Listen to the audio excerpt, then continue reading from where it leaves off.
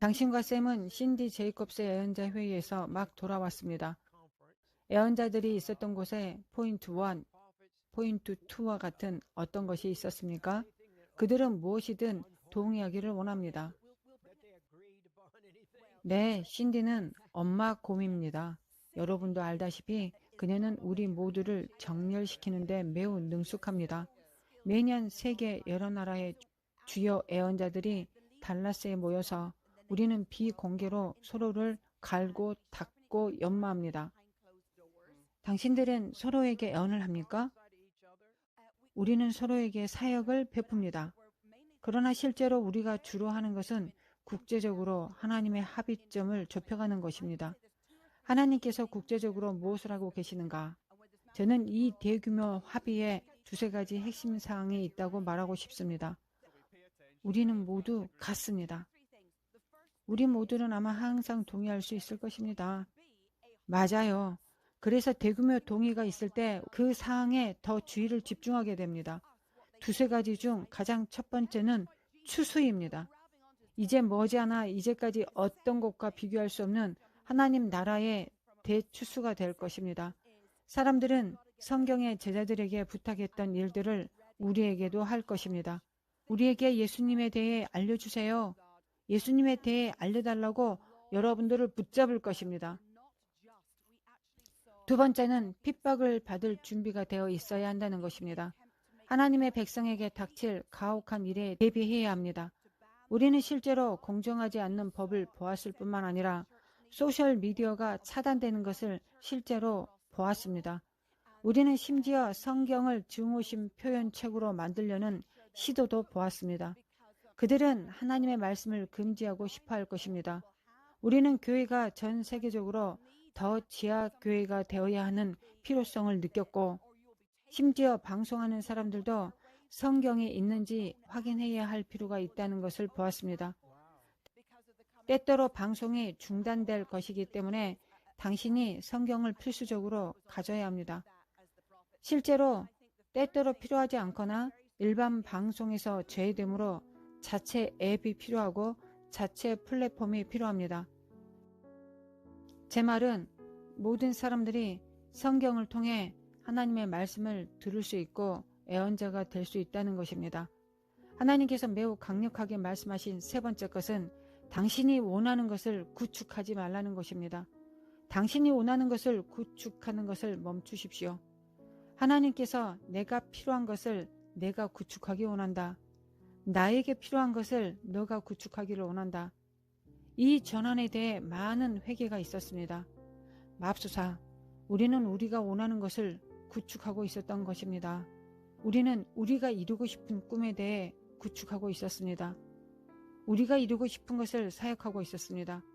우리는 우리를 기분 좋게 하는 것에 헌신되어 있었던 것입니다. 그러나 하나님께서 말씀하셨습니다. 나는 여러 세대에 걸쳐 같은 말을 반복하고 있다. 나는 아브라함, 이삭과 야곱의 시간 범위에 걸쳐 하나님의 왕국을 건설하고 있다. 나는 여러 세대의 하나님이다. 당신은 하나님께 여쭤보아야 합니다. 이 지구상에 제가 하고 싶은 것보다 당신은 무엇을 저를 통하여 구축하기를 원하십니까? 하나님의 대규모 코스 수정을 통해 자신의 꿈에서 벗어나, 자신의 의지에서 벗어나, 자신의 생각에서 벗어나 하나님께 말씀을 들으십시오. 당신은 무엇을 필요로 하십니까? 왜냐하면 이젠 당신이 필요로 하는 것을 구축하는 것이 아니라 하나님께서 원하시는 것을 여러분들 삶에 이루어야 합니다. 당신은 어떻게 생각하십니까? 하나님과의 협력에 대한 초대가 있었습니다. 우리가 그것이 의미하는 바를 완전히 잊어버린 것 같습니다. 저는 수정이 있어야 한다고 생각합니다. 우리는 협력하는 것이 하나님께서 우리를 통하여 이루려고 하시는 것들을 돕는 행위가 된다고 생각합니다. 실제로 협력은 우리가 하나님과 그분이 완성하고 싶어 하는 것을 행하는 것입니다. 실제로 협력은 우리가 하나님과 하나님 자신이 구축하고자 하는 것을 도우는 행위입니다. 나의 관점에 따라 사역하라. 하나님께서 계신 곳으로 올라오도록 그분이 하고 싶은 것을 우리가 행할 수 있도록, 그와 협력하도록, 이 지구상에 구축하도록 우리는 초대받았습니다.